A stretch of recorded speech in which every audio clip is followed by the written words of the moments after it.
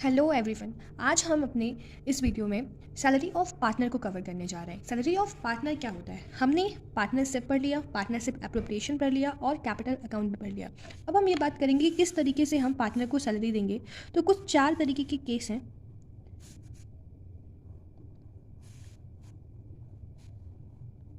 पहला जो है वो है आपका पर एनम। पर एनम का मतलब कि हो सकता है आपको सैलरी देते कि 20,000 पर एनम सैलरी है। तो इस केस में आप क्या करेंगे? आप कुछ नहीं करेंगे, आप इस 20,000 को पुट कर दोगे किस में? प्रॉफिट एंड लॉस एप्रोप्रिएशंस में। कहाँ पे? डेबिट साइड, जो भी पार्टनर की सैलरी होगी। दूसरा आपका होता है एवरी मंथ। ठीक, अगर बोला जाए कि सैलरी जो है पार्टनर की वो क्या हो रही है? एवरी मंथ या पर मंथ हो, दोनों एक ही बात है। ठीक, तो इसका मतलब क्या कि अगर आपको सैलरी दी हुई है कितना? 5,000 और ये लिखा है कि 5,000 of salary partner every month and per month is means of कि आप क्या करोगे? 5,000 को 12 से मल्टीप्लाई कर दो, क्योंकि आपको हर महीने 5,000 मिल रहे हैं। तो कितना हो जाएगा आपका? 60,000। ठीक, सेम आप उसे कहाँ पुट कर दोगे? प्रॉफिट एंड लॉस एप्रोप्रिएशन में। दूसरा आपका हो सकता है कि आपको ये बोला जाए कि आपको क्वार्टर बेसिस सैलरी मिले। ठीक, क्वार्टर बेसिस। ठीक, तो इस केस में सपोज आपको 5,000 मिल रहा है और यहाँ पे क्वार्टर मतलब आपका 3 महीने होते हैं, 3 मंथ होते हैं। बट आपके एक साल में कितने? 4 क्वार्टर्स आते हैं। तो इसलिए हम इसे क्या करेंगे? 4 से मल्टीप्लाई करेंगे। तो कितना हो जाएगा? 20,000। तो इसे हम क्या करेंगे? इसे भी हम प्रॉफिट एंड लॉस एप्रोप्रिएशन में दिखा देंगे। और चौथा केस, अगर आपको हाफ ईयरली दे दे तो आपको पता ही है हाफ ईयरली का मतलब। ठीक, हाफ ईयरली 5,000, तो आप क्या करोगे? इंटू 6 कर लोगे, तो कितना हो जाएगा? 30,000। इसी पे आप क्या करोगे? पुट कर दोगे कहाँ पे? Profit and loss appropriation debit side. तो ये है हमारा सैलरी ऑफ पार्टनर की ट्रीटमेंट। पहला तो पर एनम की एनुअल में प्रॉफिट एंड लॉस अकाउंट बनाते हैं हम एप्रोप्रिएशन एक साल में एक बार, तो वहाँ पे एक बार हमने दिखा दिया कि पार्टनर की सैलरी कितनी है? 20,000। दूसरा कि पार्टनर की सैलरी आपको क्या देते हैं? पर मंथ की हम एक पार्टनर को सैलरी हर महीने कितना देते हैं? तो 5,000 हर महीने देते हैं, तो मतलब 5,000 इंटू 12 इज 60,000। तीसरे केस में कि क्वार्टर, मतलब कि आप क्वार्टर बेसिस कर रहे हो, ठीक, 3 महीने पे। ठीक, लेकिन हम 4 से क्यों मल्टीप्लाई कर रहे हैं? क्योंकि हमारे यहाँ पे 4 बार हम 3 महीने में पैसा देते हैं, इसीलिए हम इसे 4 से मल्टीप्लाई करेंगे, तो क्वार्टर बेसिस में आपका आ जाएगा। और आपका चौथा कि हाफ ईयरली, मतलब एक साल में 12 महीने और आधे महीने में कितना? 6, 30,000। इस तरीके से हम ट्रीटमेंट करते हैं किसकी? सैलरी ऑफ पार्टनर की। नेक्स्ट हम किस पे चलते हैं? देखिए, अब हमें टॉपिक पढ़ना है मैनेजर कमीशंस। मैनेजर कमीशन का मतलब क्या होता है? सबसे पहले हम जानते हैं कि कमीशन क्या होता है। आप वैसे अपने रियल लाइफ में देखते होगे या कभी भी आपने भी कुछ काम वाम कराया होगा या किया होगा, तो जैसे कि आपने कुछ काम कराया तो कोई आपको कहता होगा कि नहीं ठीक है आप ये काम कर दो, उसके बदले में आप क्या करना कि इतने पैसे एक्स्ट्रा रख लेना, ठीक, या 2% या 10% रख लेना। तो इसका मतलब क्या कि आप कुछ भी जब कुछ अच्छा काम करते हैं, कुछ इंसेंटिव करते हैं, ठीक, तो उसमें आपको क्या होता है? आपको कमीशन दिया जाता है। ठीक, एक तरीके से कि आपने बहुत अच्छा काम किया है, अपनी एफिशिएंसी दिखाई है, तो तरीके से कमीशन चार्ज किया जाता है। ठीक, उसी तरीके से यहाँ पे मैनेजर्स कमीशन है। तो इसका मतलब क्या होता है? जैसे मान लेते हैं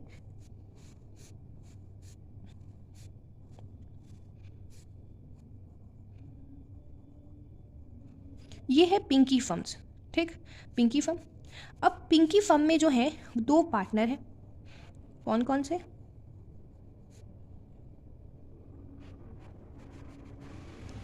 पहली तो पिंकी और दूसरी जो है वो टिंकी। ठीक, यहाँ पे पिंकी फर्म में 2 पार्टनर हैं, पिंकी और टिंकी। ठीक, अब वो अपना काम करती हैं, प्रॉफिट शेयरिंग रेशियो बांटती हैं, ठीक है, बिजनेस को अच्छे से, फर्म्स को अच्छे से चला रहे हैं। बट फर्म्स को और ज़्यादा अच्छा प्रॉफिट और अच्छी रेवेन्यू जनरेट करने के लिए तो फर्म्स ने क्या रखा? एक मैनेजर को हायर किया। किसको हायर किया? मैनेजर को। और मैनेजर का जो नाम था वो था मिंकू।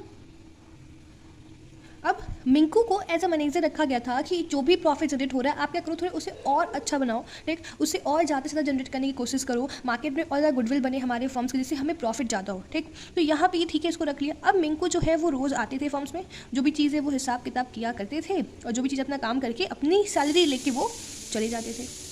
लेकिन यहाँ पे फर्म ने सोचा कि क्यों ना हम मिंकू के सामने एक प्रस्ताव रखें कि आप अगर अच्छा काम करेंगे, अगर आप प्रोएक्टिव और ज़्यादा अगर एक्टिव बन जाएंगे, प्रोएक्टिव बन जाएंगे, तो जो भी प्रॉफिट होगा, क्या आपका जो भी प्रॉफिट होगा हमारा, उस प्रॉफिट में से हम आपको 10%, 11%, 12%, जो भी हमारा मन करे, हम जितना खुश हों आपके काम से उतने % पे हम आपको कमीशन दे देंगे। ये होता है मैनेजर कमीशन। लेकिन इसमें क्या है, मैनेजर से रिलेटेड है, लेकिन कभी कभी क्वेश्चंस में पार्टनर्स को भी कमीशन दिया जाता है। तो पार्टनर्स भी जब कुछ अच्छा करते हैं, होता है कि फर्म क्या करे, कोई मैनेजर रखे ही ना, पार्टनरों से ही अच्छा काम प्रोएक्टिव की तरह क्या करे, काम कराए, प्रॉफिट अच्छा जनरेट कराए, तो हम क्या कर सकते हैं कि पिंकी या टिंकी को भी कमीशन दे सकते हैं। ये टॉपिक तो था कि what is a manager commission, manager commission क्या होता है और क्यों दिया जाता है। तो सिंपल लैंग्वेज में कि जब हमें अपने प्रॉफिट को और अच्छा बढ़ाना होता है, आगे करना होता है, तो हम क्या करते हैं, कमीशन एक ऐसा चार्ज रखते हैं, सामने प्रस्ताव रखते हैं कि जिससे क्या हो, जिससे हमारी इफिशिएंसी हम और ज़्यादा मोटिवेट हो। देखिए अब यहाँ पे दो तरीके का कमीशंस है। एक है बिफोर सच चार्जेस, दूसरा प्रॉफिट आफ्टर चार्जिंग सच कमीशंस। इसका मतलब क्या होता है, सपोज हमारी जो प्रॉफिट है, मतलब मान लेते हैं मिंकू को हमने रख लिया, जैसे कि हमारा ये एग्जांपल था कि यहाँ पे कौन है, मिंकू यहाँ पे मैनेजर है। एज अ मिंकू ने बहुत अच्छा काम किया, एज अ प्रोएक्टिव हो गए, और जो हमारी प्रॉफिट है वो कितनी है, सपोज मान लेते हैं पहले प्रॉफिट जो थी वो 10,000 थी, लेकिन उन्होंने बहुत अच्छा काम किया, जिससे क्या हुआ, हमारी जो प्रॉफिट बढ़ गई वो कितनी, 22,000 बढ़ गई। ठीक, अब हम क्या बोले कि ठीक है, आपने 22,000 तक हमारी प्रॉफिट को बढ़ाया है, हमने तय किया था कि 10% तक आपको कमीशन देंगे। ठीक, तो हम क्या करेंगे, आपको इस प्रॉफिट पे 22,000 इंटू 10% अपॉन 100 इस तरीके से हम देते हैं। तो कितना हो गया आपका, वही आपका हो गया 2,200, हम आपको कमीशन क्या करेंगे, आपको दे देंगे। ठीक, ये तो हो गया बिफोर सच चार्जेस, जिस तरीके से आप निकालते हो, प्रॉफिट है, बस जितना % है आपको निकाल देना है। लेकिन अब यहाँ पे है कि प्रॉफिट आफ्टर चार्जिंग सच कमीशन, ये क्या होता है। अब इसको समझाने के लिए मैं आपके सामने क्वेश्चन लिख रही हूँ। ठीक,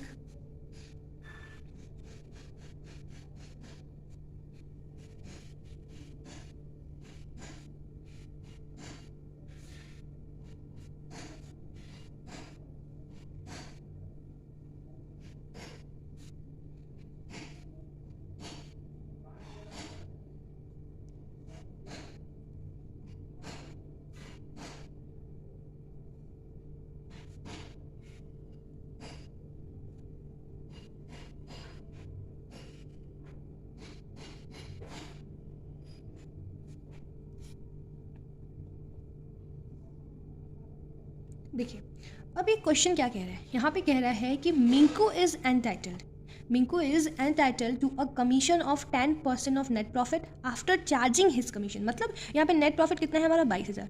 हम मान लेते हैं कि हमारा जो नेट प्रॉफिट है वो कितना है, 22,000। अब यहाँ पे लिखा है कि मिंकू जो है वो अपने कमीशन के लिए 10% एलिजिबल है, उन्हें 10% कमीशन मिलना चाहिए, लेकिन profit after charging his commission, लेकिन उनके कमीशन से माइनस करके, मतलब हमें कि अब इस प्रॉफिट में से हमें इनकी कमीशन को माइनस करना है। ठीक है, हमें इनकी कमीशन को माइनस करना है, बट कमीशन है कहाँ, कमीशन तो है ही नहीं। 22,000 प्रॉफिट है, लेकिन हमें इस 22,000 में से इनकी कमीशन को माइनस करना है। तो इसके लिए एक आपके लिए फॉर्मूला है, जैसे आप इजीली पहले क्या कैलकुलेट कर सकते हो, कमीशन। तो आपके पास क्या है, नेट प्रॉफिट मल्टीप्लाई जो भी आपके पास रेट है, रेट अपॉन 100 प्लस रेट, ये आपका फॉर्मूला है क्या, कमीशन निकालने का। कौन सा कमीशन, आफ्टर कमीशन।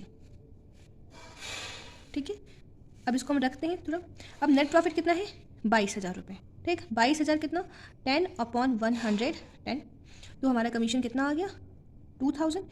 ठीक, ये हमारा कौन सा कमीशन है कि ये हमारा जो कमीशन है वो क्या है, 2,000 हमारा कमीशन है। मतलब अगर हमें प्रॉफिट आफ्टर चार्जिंग सच कमीशन देगा तो हम नेट प्रॉफिट में से क्या करेंगे, नेट प्रॉफिट को जो भी रेट होगा उसमें 100 में प्लस कर देंगे, 10 अपॉन 110 कर दिया। अगर 15% होता तो हम क्या करते, 10 अपॉन 115 कर देते। ठीक, अब देखिए मैं प्रूफ करके दिखा रही हूँ आपको। यहाँ पे क्या है, 22,000 है, 22,000 में से अगर हम 2,000 को माइनस कर दे तो क्या हो जाएगा, हमारा आ जाएगा 20,000।